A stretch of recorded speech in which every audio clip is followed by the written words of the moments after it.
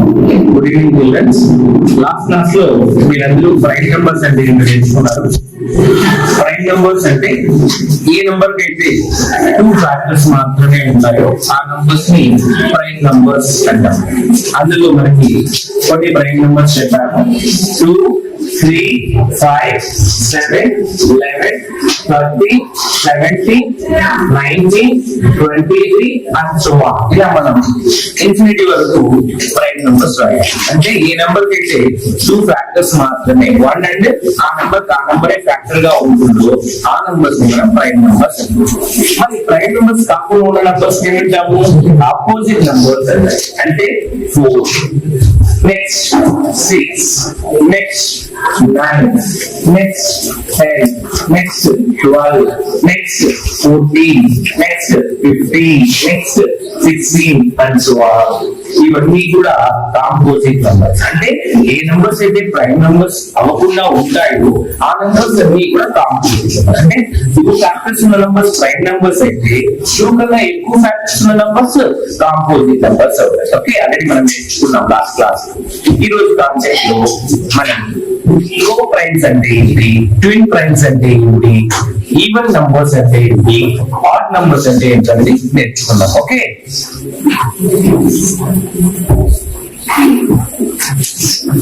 Twin primes. What is the first one?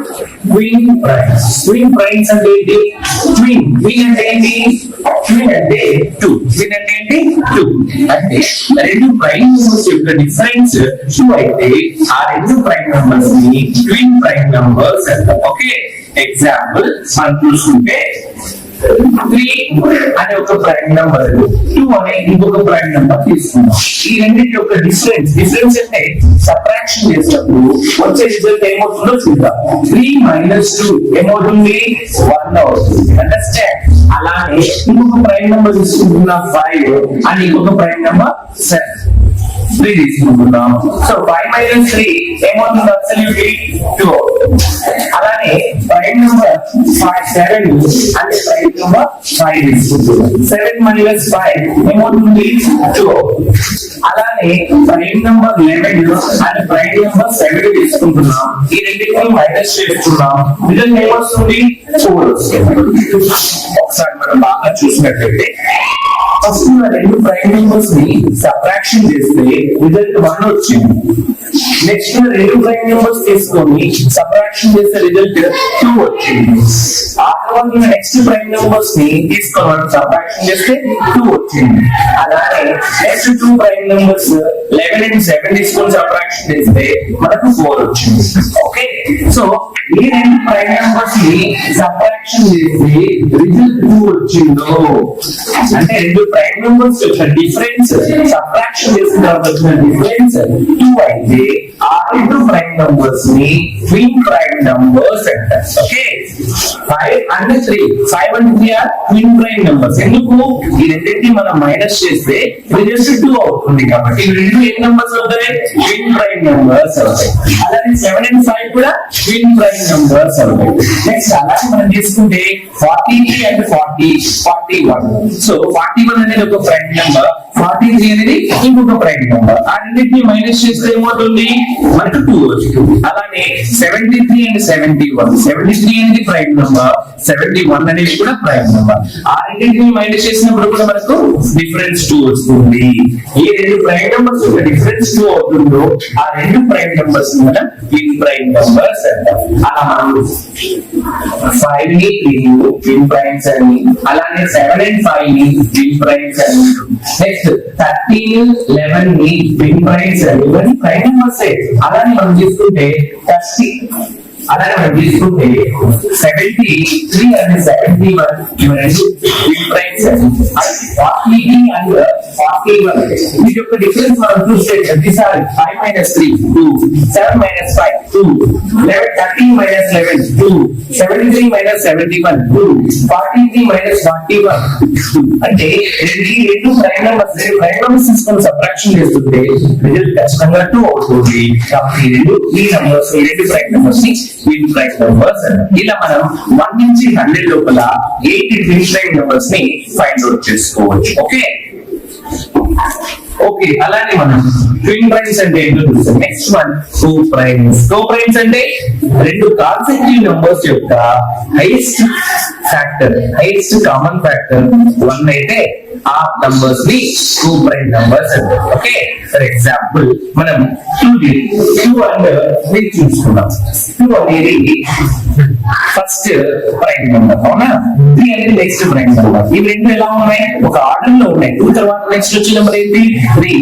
వీటిని మనం కాన్సెక్టివ్ numbers అంటారు. ఓకే, ఇప్పుడు ఈ రెండు కాన్సెక్టివ్ నంబర్స్ యొక్క హైయెస్ట్ కామన్ ఫ్యాక్టర్ దాన్ని HCF అంటాం. ఓకే, అది 1 అయితే దాన్ని మనం ఏమంటాము?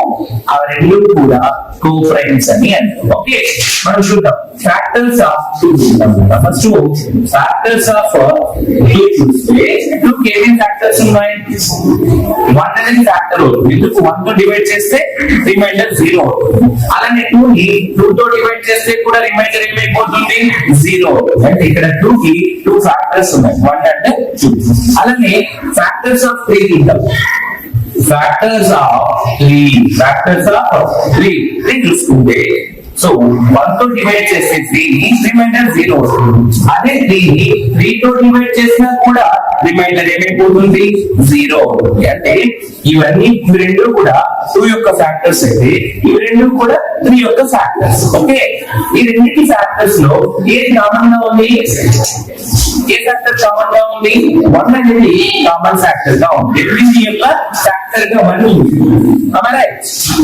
సో ఫ్యాక్టర్స్ ఆఫ్ 2 రాస్తే 1 వచ్చింది, అది ఫ్యాక్టర్స్ ఆఫ్ 3 రాస్తే కూడా 1 ఉంది. అంటే 1 అనేది రెండింటి యొక్క ఫ్యాక్టర్స్ లో కామన్ గా ఉంది కాబట్టి దీన్ని మనం కామన్ ఫ్యాక్టర్ అంటాం. రెండింటిలో ఉన్నటువంటి కామన్ ఫ్యాక్టర్ అంటే 2 ని 3 ని 1 తో డివైడ్ చేసినప్పుడు ప్రతిసారి మనకి రిమైండర్ 0 వస్తుంది. ఇవి రెండు కూడా ఈ రెండింటికి కూడా 1 అనేది కామన్ ఫ్యాక్టర్ అవుతుంది. ఓకే, అయితే ఈ కామన్ ఫ్యాక్టర్స్ లో పెద్దది ఏంటి?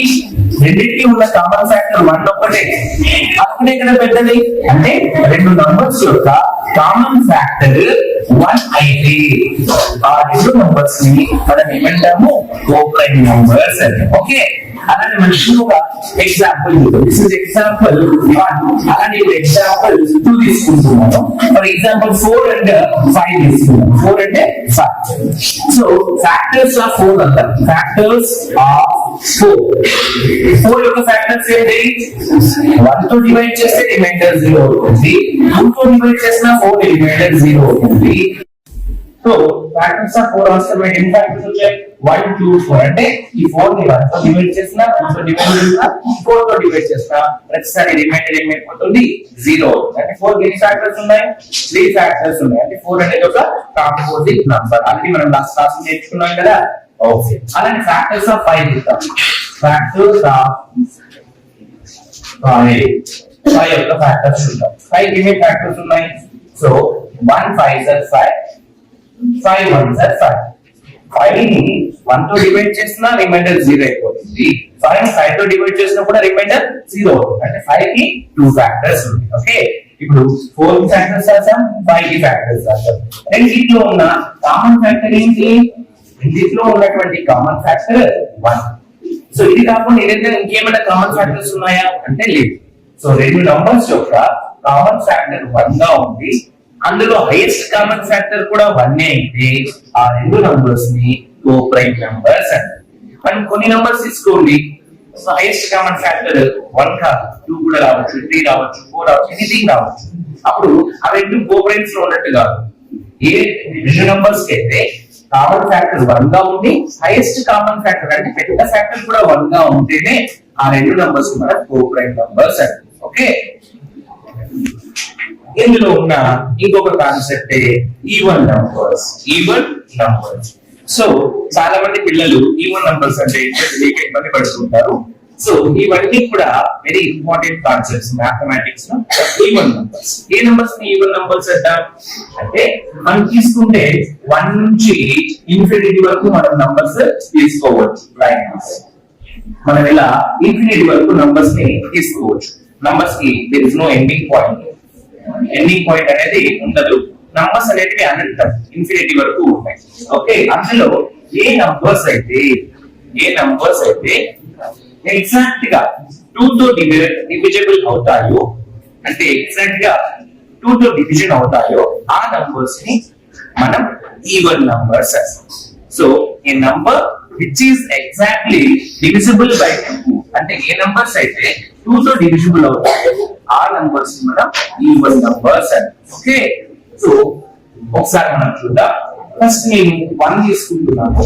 1 2 తో డివైడ్ చేస్తానా, చేయగలుగుతానా అంటే అబ్సల్యూట్లీ చేయలేదు. బికాస్ ఇక్కడ ఉన్న డివైజర్ పెద్దది, డివైడర్ చిన్నది. డివిజన్ అనేది ఇక్కడ పాసిబుల్ అవ్వదు. ఓకే, సో నెక్స్ట్ వన్ అలానే మనం నెక్స్ట్ ఉన్నటువంటి నంబర్ తీసుకున్నాం 2.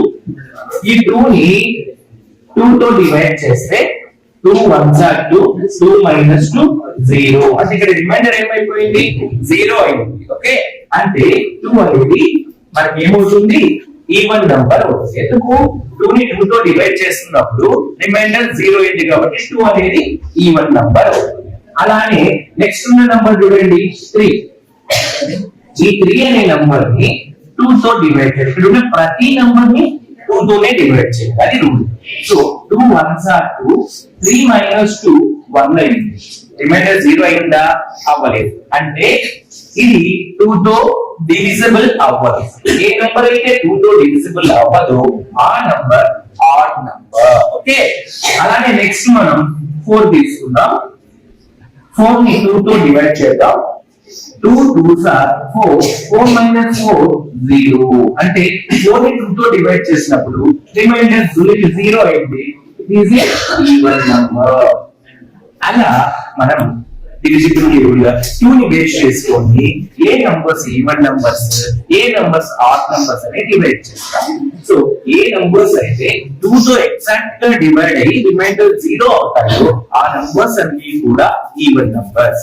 మరి ఈవెన్ నంబర్ కాని నంబర్స్ ఏమంటాము అంటే, ఈవెన్ నంబర్స్ కాని నంబర్స్ ని మనం ఆడ్ నంబర్స్ అంటాం. ఈవెన్ నంబర్స్ కాని నంబర్స్ ఏమంటాం మనము, ఆడ్ నంబర్స్. ఓకే, ఏ నంబర్స్ అయితే 2 తో డివైడ్ అవుతాయో అది ఈవెన్ నంబర్స్. లైక్ 2 అనేది 2 తో డివైడ్ అవుతుంది, 4 అనేది 2 తో డివైడ్ అవుతుంది, 6 అనేది 2 తో డివైడ్ అవుతుంది, 8 అనేది 2 తో డివైడ్ అవుతుంది, నెక్స్ట్ 10 అనేది 2 తో డివైడ్ అవుతుంది. ఇక్కడ ఏ నంబర్స్ అయితే 2 4 6 8 10 అనే నంబర్స్ 2 తో డివైడ్ అయ్యే నంబర్స్ అన్నమాట. ఓకే, ఇక్కడ ఏ నంబర్ యొక్క వన్స్, ఇంకొక షార్ట్ కట్ మెథడ్ కూడా మనం పిల్లలకు నేర్పిస్తాం. అదేంటి, ఏ నంబర్ యొక్క వన్స్ ప్లేస్ లో యూనిట్ డిజిట్ 2 4 6 8 0 గా ఉంటాయో ఆ నంబర్స్ అన్ని కూడా ఈవెన్ నంబర్స్. యాక్చువల్ గా ఈవెన్ నంబర్స్ అంటే ఏంటి, ఏ నంబర్స్ అయితే 2 తో ఎగ్జాక్ట్ గా డివిజిబుల్ అవుతాయో ఆ నంబర్స్ ని ఈవెన్ నంబర్స్ అంటారు. అంటే 2 తో ఎగ్జాక్ట్ గా డివైడ్ అవ్వాలి, రిమైండర్ 0 అవ్వాలి, ఆ నంబర్స్ ఈవెన్ నంబర్స్. మరి ఎగ్జాక్ట్ గా డివైడ్ అవ్వని నంబర్స్ ఏమంటాము అంటే ఆడ్ నంబర్స్ అంటాం. అంటే 1 3 5 7 9 11 13 15 17 ఇవన్నీ కూడా ఆడ్ నంబర్స్.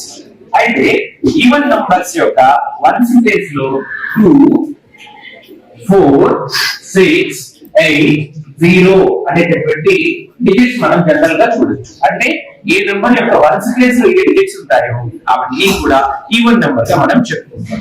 అలాగే ఏ నెంబర్స్ యొక్క వన్స్ ప్లేస్ లో 1 5 1 3 5 7 9 అనే డిజిట్స్ ఉంటాయో ఆ నంబర్స్ అన్నిటిని కూడా మనం ఆడ్ నంబర్స్ గా తీసుకుంటాం. ఎందుకు, ప్రతిసారి 2 తో డివిజన్ చేసి రిమైండర్ 0 అవుతుందా కాదా చెక్ చేసుకోవడం అది కొద్ది టైం టేకింగ్ ప్రాసెస్ కాబట్టి దాన్ని అవాయిడ్ చేయడానికి ఈ ట్రిక్ ని మనం అప్లై చేస్తాం. అంటే నంబర్ యొక్క వన్స్ ప్లేస్ లో ఈ డిజిట్స్ అంటే ఒకట్ల స్థానంలో ఈ డిజిట్స్ ఉన్నాయనుకోండి అది ఈవెన్ నంబర్ అవుతుంది, ఈ డిజిట్స్ ఉన్నాయనుకోండి ఆడ్ నంబర్ అవుతుంది. For example 12,876 is it even number or odd number అని అడిగాడు అనుకోండి, మనం ఏం చేయాలి, ఈ నంబర్ ని 2 తో డివిజన్ చేసి రిమైండర్ 0 అవుతుందా కాదా చెక్ చేసుకోవాలి. సో ఇది పెద్ద నంబర్ కదా, డివిజన్ చేసుకుంటూ అది ఈవెన్ ఆడ్ చెక్ చేయడం ఇట్ షుడ్ బి డిఫికల్ట్. ఎందుకు, టైం టేకింగ్ కాబట్టి మనం జస్ట్ వన్స్ ప్లేస్ లో ఉన్న డిజిట్ చెక్ చేస్తే సరిపోతుంది. వన్స్ ప్లేస్ లో ఉన్న డిజిట్ ఏంటి 6, వన్స్ ప్లేస్ లో ఏ డిజిట్స్ ఉంటే అది ఈవెన్ నంబర్ అని రూల్ మనం గుర్తు పెట్టుకోవాలి. ఇక్కడ 6 ఉంది, so it is a even number. అలానే మనం ఇంకోటి చూస్తే 2,00,000 54,309 అని ఇచ్చారు. What type of number it is అని అడిగారు. అంటే ఈవెన్ నెంబరా ఆడ్ నెంబరా అని అడిగారు. అంటే మనం నంబర్ మొత్తాన్ని 2 తో డివైడ్ చేయాల్సిన అవసరం లేదు. వన్స్ ప్లేస్ లో ఉన్న డిజిట్ చెక్ చేసుకుంటే సరిపోతుంది. వన్స్ ప్లేస్ లో ఉన్న డిజిట్ 9 అనే డిజిట్స్ వన్స్ ప్లేస్ లో ఉంటే ఆ నంబర్ ఆడ్ నంబర్. సో ఈ విధంగా మనం ఈవెన్ నంబర్స్ ని ఆడ్ నంబర్స్ ని యూస్ చేస్తాం. ఓకే, ఏ నంబర్స్ అయితే ఎగ్జాక్ట్ గా 2 తో డివైడ్ అవుతాయి అది ఈవెన్ నంబర్స్. ఏ నంబర్స్ అయితే 2 తో డివైడ్ అవ్వకుండా ఉంటాయో ఆ నంబర్స్ ని ఆడ్ నంబర్స్ అంటాం. Okay, this is today's class. Thank you.